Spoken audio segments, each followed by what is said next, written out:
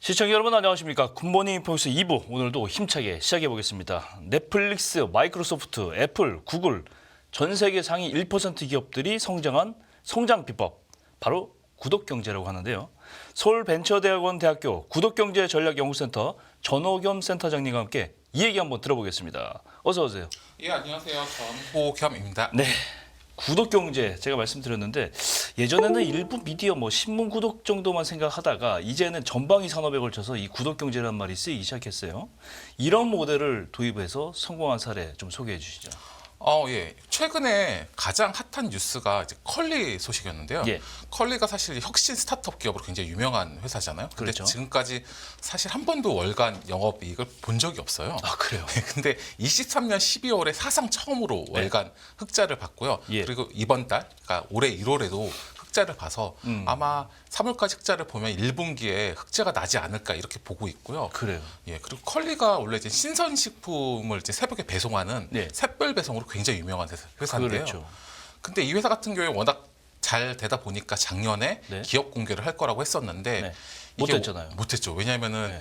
이게 대기업들도 요즘에 새벽 배송을 약간 좀 꺼려하고 있거든요. 왜냐하면 콜드체인이라고 해가지고 이제 신선식품의 경우 이제 배송이나 보관 같은 게 기본적으로 값비싼 시스템이 필요하고 예. 또 새벽에 또 사람을 고용해야 되고 또 예. 배송을 해야 되니까 비용이 많이 들다 보니까 아니 도대체 컬리가 무슨 수로 늘어나는 적자를 해결해서 과연 흑자를 낼 것이냐 이 의구심이 있어가지고 사실 네. 궁극적으로 기업 공개를 못한 거거든요. 예. 근데 이거를 궁극적으로는 근데 컬리 입장에서는 zet별 배송이나 새벽 배송을 포기한다 그러면 자기의 아이덴티티를 버리는 그렇죠. 거잖아요. 예. 그러니까 고민을 하다가 구독 경제를 통해서 이 위기를 벗어난 걸로 보입니다.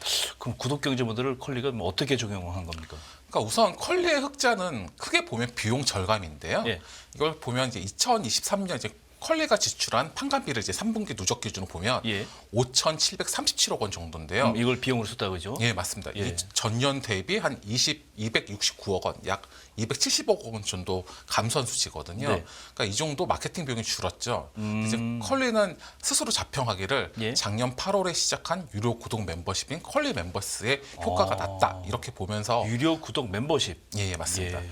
이 컬리 멤버스라는 건데요. 이거 같은 경우에는 강점이 저렴한 요금과 배송 혜택과 각종 혜택이거든요. 네.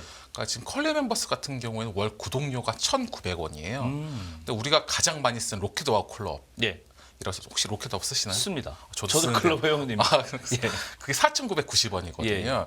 그리고 최근에 이제 대기업에서 가장 많이 한 게 신세계 유니버스라는 구독 서비스가 있는데 이거 같은 경우는 연 단위로만 받는데 3만 원이거든요. 예. 근데 월로 쪼개서 보면 한 2,500원 정도예요. 네. 그러니까 사실 1,900원이라는 건 굉장히 저렴한 가격이에요. 저렴하네요. 예. 예. 그리고 이거를 가입을 하면 시작과 동시에 2,000원의 적립금을 주거든요. 그러니까 1,900원을 첫 달치는 그냥 면제해 주는 셈이네요. 면적 플러스 100원을 더 주는 그러네요. 거죠. 거기다가 뭐 무료 배송이라든지 각종 할인이라든지 추가 적립을 덤으로 주다 보니까 예. 사람들이 많이 모여서 락인돼서 이제 흑자가 나고 있다 이렇게 보고 있는 거고요. 예. 이거 같은 경우에는 이런 구독 멤버십은 이제 만년 적자 기업이든 쿠팡이 흑자가 된 요인의 가장 큰 게 그래요. 로켓아웃 멤버십이라고 많은 사람들이 말하고 있잖아요. 예, 그렇습니다. 유료 구독 멤버십. 이런 서비스 이제 유료 구독 멤버십이라고 하는데 예, 맞습니다. 이게 구체적으로 뭔가 설명해 주세요. 사실 이게 아까 가장 말을 많이 했던 쿠팡 와우 멤버십입니다. 우리 이제 코스트코 가면 멤버십 하잖아요. 그렇죠. 연간 얼마 내고 맞습니다. 회원, 그렇게 예. 연간, 월간 또는 이런 식으로 정기적으로 금액을 내고 구독 멤버십을 구독하는 거를 말하고요. 예. 사실 요즘에 우리가 잘 인식은 못하고 있지만 거의 뭐 쿠팡, 신세계, 네이버 뭐 등등 소위 말해서 요즘 잘 나가는 대기업들은 대부분 다 구독 멤버십을 하고 있거든요. 예. 근데 이 구독 멤버십 같은 경우에는 사실 원료는 사실 코스트코고요, 사실상. 예. 왜냐면 우리가 코스트코 쓰시는 회원제를 분들 제일 먼저 도입한 맞습니다. 걸로 기억하죠. 그리고 사실 그 다음에 유명한 데가 아마존인데요. 아마존. 그러니까 아마존은 뭐 다들 아시다시피 원래 처음에는 우리나라 뭐 예스24 같은 전자 서점으로 시작했거든요. 그렇죠. 그런데 이제 구독 경제 멤버십을 통해 가지고 전 세계에서 가장 한때는 이제 시총 1위까지 한 적이 있죠. 그렇군요. 2004년에 아마존이 아마존 프라임이라는 이제 구독 멤버십을 시작했어요. 예. 근데 이 멤버십이 사실 거의 전 세계 구독 멤버십의 거의 롤 모델 같은 거거든요. 그렇군요. 이 내용을 좀 간단히 설명드리면 그러니까 아마존 프라임이 월 12.99달러, 연간으로 일단 119달러를 내면 네. 상품을 구매하면 이틀 안에 상품 배송을 무료로 받을 수 있고요. 그리고 지금 우리 뭐 쿠팡처럼 아마존 프라임 비디오라고 해서 OTT도 무료로 볼 수 있고, 그렇죠. 그리고 책도 볼 수 있고, 예. 굉장히 다양한 혜택들이 있거든요. 지금 현재 쿠팡이 그거 따라한 거네요, 그러니까. 그러니까 사실상 보면 쿠팡이 그 미국에 상장할 때 미국에 있는 언론들이 다 뭐라고 그랬냐면 한국의 아마존 쿠팡이라고 그랬거든요. 똑같네요. 진짜. 똑같이 모델이. 그대로 네. 카피해서 갖고 온 거거든요. 네, 네. 물론 약간 다른 건 좀 있지만요. 네. 그래서 이 아마존 같은 경우에는 상품 판매가 아니라 구독료로만 연 10조 원이 넘는 돈을 벌고 있고요. 그렇군요. 예, 물론 지금 구독료가 살짝 올라가지고 월 네. 15달러 정도 하고 있는데요. 그러니까 JP 모건이 발표에 의하면 아마존 프라임 구독자가 연 구독료 119달러를 내면 네. 무료 배송, 무료 OTT 등을 통해서 784달러 혜택을 얻는다는 거예요. 오. 그러면 구독료 대비 약 6배에서 7배 들어가는 거잖아요. 그렇죠. 예. 그래서 사실상 이렇게 아마존이 왜 이렇게 많은 혜택을 사람들 줄까? 그러니까요. 예. 이게 단순히 좀 이게 그 흥행을 위해서 그런 건지 모객을 위해서 그런 건지 이렇게 좀 딱 보면 손해를 보면서까지 이렇게 할 필요가 있을까 이렇게 생각이 드는데. 그렇죠. 그 아마존의 이름 자체가 왠지 정글. 풀림 정글이니까 왠지 많이 줄 것 같고 이런 선한 기업이기 때문에 네. 그렇게 주면 좋겠지만 사실 여기 또 숨겨진 비밀이 있는 거죠. 그래요. 그 아마존 프라임 가입자는 비회원보다 평균 4.6배 많은 돈을 쓰고 있어요. 아. 그리고 아마존 매출 성장이 사실 아마존 프라임이 가장 큰 기여를 했는데요. 네. 이게 아마존 프라임 가입자 구독자 같은 경우에는 네. 그 40%가 아마존 사이트에서 연간 1,000달러 이상을 쓴대요. 그래요. 근데 구독자가 아닌 사람들은 네, 안 써요. 딱 8%만 쓰고 있거든요. 아, 그렇군요. 충성 고객을 모집하는 거네요. 그래서 말하자면. 충성 고객도 하고 심지어 비구독자보다 구독자가 훨씬 더 많네요. 더 돈을 많이 쓸 확률이 5배 정도 높다고 해석할 수 있는 거죠. 예. 그러니까 이렇게 아마존 프라임에 사람들이 많이 들어와서 네. 크로스셀링, 그러니까 우리 다 경물생심이라고 처음 보면 사게 되죠. 그쵸, 보면 사고 어. 보게 원래 처음에는 중간 정도 되는 거 사야지로 들어갔다 보면 더 좋은 제품 보니까 맞아요. 더 큰 걸 사다 보니까 이게 업셀링이거든요. 그러니까 크로스셀링과 업셀링 전략을 펼쳐가지고 오늘의 아마존이 생긴 거죠. 그렇군요. 아까도 말씀드렸지만 쿠팡이 이걸 들여와서 이제 로켓아웃 한 거고. 맞습니다. 그대로 매칭했죠. 다른 사실. 기업들도 이거 모델을 계속 적용하고 있다 그러는데 어떤 적용이 있습니까? 맞습니다. 이게 사실 우리가 지금 잘 몰라서 그렇지 거의 해외 같은 경우에 애플을 시작으로 해가지고요. 예. 뭐 구글 뭐 전부 다 하고 있고요. 그래요? 네, 너무 그 거대한 이름이고 사실 우리 주변에도 굉장히 만연해 있거든요. 예. 그러니까 우리가 가장 주변에서 많이 쓰는 게 일반 사람들 많이 쓰는 게 편의점이잖아요. 예. 그러니까 우리가 잘 편의점이 무슨 구독 서비스를 하지? 아, 이렇게 편의점에도 있어요? 예. 그러니까 사실 GS나 뭐 CU나 세븐일레븐이나 뭐 이마트 24 등 모든 편의점이 지금 다 구독 경제를 하고 있거든요. 그렇군요. 그래서 한 예를 들어가지고 모 편의점 같은 경우에는 몇 년 전에 한 2, 3천 원을 내면 도시락이나 뭐 어떤 특정 상품을 사면 할인을 해주는 혜택을 제공한 적이 있어요. 예. 멤버십으로. 자주 쓰는 분들은 이거 하면 되겠네요. 오, 맞습니다. 그래서 이거 같은 경우에 2020년 말 기준으로 구독자와 비구독자를 비교해 봤더니 예. 구독자가 비구독자보다 구매 건수는 4배, 사용 금액은 3.8배나 더 많았다고 합니다. 아, 그렇군요. 심지어 이 정도가 아니라 우리 커피를 많이 마시잖아요. 네. 편의점에서 그래서 커피도 한 2, 3천 원 되면 네. 원두커피 살 때마다 25%를 할인해 할인해줘요. 주는 구독 멤버십을 했는데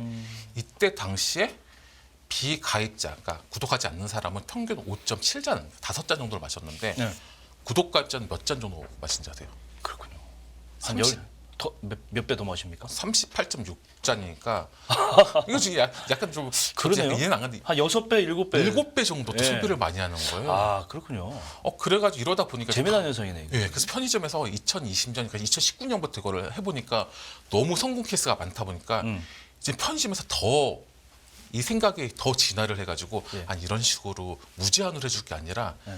약간 쿠폰제 비슷하게 구독 멤버십을 만들어 하자. 이래서 지금 사실상 거의 모든 편의점이 하고 있는데요. 이거 방식이 어떤 거냐면 한 2,000원에서 5,000원을 내면 예. 여러 장의 할인 쿠폰을 받을 수 있는 구독 멤버십을 만든 거예요. 네. 그러니까 예를 들어가지고 한 4,000원 상당의 도시락 구독 서비스라고 치면 한 10장 정도의 20% 할인 쿠폰을 주는 거예요.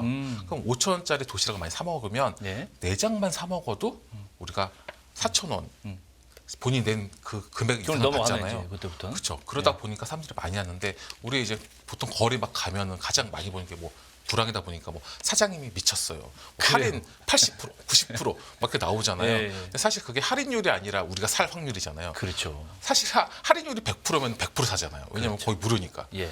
이런 것처럼 이 구독 서비스도 이런 멤버십을 이용해 가지고 할인율을 따지면 100% 이상 되는 경우가 많거든요. 그렇군요. 그러니까 자연스럽게 소비자는 이걸 보는 순간 한번 쓰면 락인돼 가지고 나오지를 못하게 되는 거죠. 그래서 이거 같은 경우 특히나 편의점은 이 20, 30대 구독이 가장 많고요. 네. 그러니까 언론 보도에 따르면 2023년에 1월, 4월 편의점을 CU 구독 쿠폰 이용 건수를 봤더니 예. 전년 동기 대비 한 135% 정도 증가했더라. 그렇군요. 그리고 이제 상품군 별로는 네. 도시락 비중이 가장 컸고요. 그다음에 커피, 우유, 뭐 삼각김밥, 컵라면 등이었다고 하더라고요. 그렇군요. 근데 이게 그럴 수밖에 없는 게 그러면은 도대체 싸게 해줘가지고 아니 도대체 편의점 뭐가 남을까 생각할 수 있지만 예를 들어가 제가 도시락 쿠폰을 한다 이러면 보통 다들 그렇지만 처음엔 도시락 먹으러 갔다가 이제 음료수 사 먹고 음료수 먹다 그렇죠. 보면 옆에 있는 사람이 라면이 맛있으면 나도 저것도 라면도 먹어야 먹어. 되겠다. 그렇죠. 네. 그러니까 끊임없는 크로스링과 업셀링이 일어나가지고 이거를 편의점들이 사용하고 있는 거죠. 그렇군요. 근데 지금 사례들이 주로 다 거대 대기업들이잖아요. 맞습니다. 이거를 하려면 이제 자본력이 좀 많이 들어가지 않을까 이런 생각이 드는데 견뎌야 되니까 일단 좀 맞습니다. 모객이 충분히 될 때까지. 맞습니다. 중소기업이나 영세기업들은 어떤 전략이 좀 있을까요? 이거 같은 경우에는 뭐 가장 비견한 예로 그 이웃나라 일본 같은 경우에는 예. 보통 우리가 같은 업종의 소상공인들 다 적이잖아요. 그렇죠. 왜냐 우리 동네 생기면 내 다 경쟁자죠. 파일을 가져가니까. 근데 이렇게 생각하지 않은 도쿄의 미용실 1,200개가 연합을 해서 예. 구독 멤버십을 만들었어요. 아, 그래요? 그래서 이거 같은 경우는 어떻게 했냐면요. 예를 들어 가지고 한 4,000원, 5,000원, 10,000원을 내면 그 1,200개 언제든지 가서 헤어스타일링을 받을 수 있는 거예요. 예.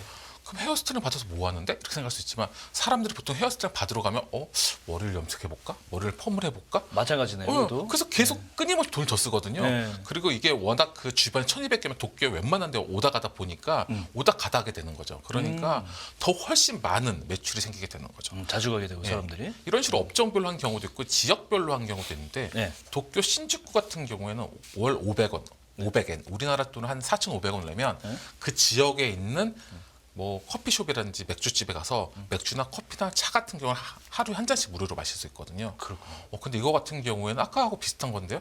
보통 우리 혼자 가서 커피 쿠폰 준다고 혼자 가서 잘 안 마시잖아요. 친구랑 같이 그렇죠. 가고 그렇죠. 네. 가면 보통 디저트도 시키고 케이크도 시키고 특히 맥주 같은 경우에는 정말 혼자서 마시는 경우 별로 없잖아요. 예. 친구랑 가면은 맥주집 가서 한 잔씩 주더라도 결국 안주를 시키고 안주를 먹다 보면 술이 부족하고 술이 부족하면 안주가 부족하고 이런 마법에 걸려가지고 더 많은 돈을 쓰게 되잖아요. 그러니까 이런 식으로 크로스셀링과 업셀링이 되면서 훨씬 많이 쓰게 되고요. 이 드링크 패스 같은 경우에는 평균 내점 빈도가 월 3에서 22회고요. 네. 그리고 구독 서비스를 안 하는 점포보다 하는 점포가 한 10배 정도 사람들이 많이 오는 경우가 할 있다고. 만하네요, 이거. 그럼. 그러니까 꼭 해야 되는 거죠. 그렇죠. 예, 이렇게 보면은 여러 발표를 보면 이렇게 구독 멤버십 가입자가 비가입자보다 한 2배에서 7배 정도 제품을 많이 사고 많이 사용한다고 합니다. 그렇군요. 이거를 도입한 회사들은 사실은 이 금액보다 손님들이 그걸로 인해서 더 많이 오고 마케팅이 잘 된 효과를 톡톡히 누리고 있다. 맞습니다. 근데 이제 독자 입장에서는 이게 마냥 좋은 건 아니에요. 이게 묶이잖아요.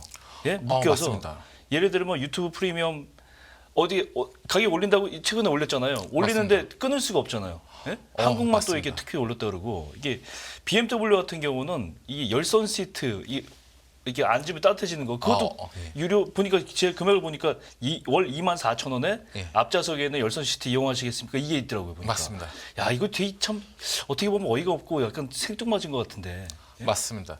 사실 이제 구독 서비스가 일상화되면은 약탈 경제로 넘어가는 경향이 있는데 약탈 경제 맞아요. 왜냐하면은 예를 들어가지고 아까 말씀 BMW 엉따 사건이라고 엉덩이가 따뜻해지는 그러니까. 거 한데 원래 무료잖아요. 원래 네. 무료인 거를 돈 유료로 내고 해서 써라. 돈 내고 쓰라는 경우가 많거든요. 예.